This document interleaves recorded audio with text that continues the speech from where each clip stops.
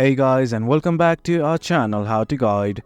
In this tutorial, we are gonna look at how to add the birthday in line. Now let us begin.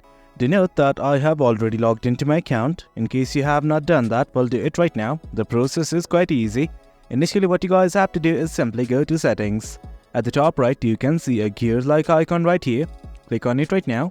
Once you guys do that, you will be redirected to this page.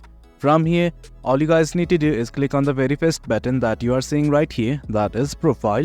Click on it, and that is it guys. From here, almost at the bottom, you can see something called as birthday. Click on it. Now what you guys can do is simply add your birthday. I'm gonna add it right now. Well, as you guys can see, I have selected the date. Now it's okay with me, and as such, I'm simply gonna click on OK. And guys, that is it. That's how we add your birthday in line. The process is quite easy.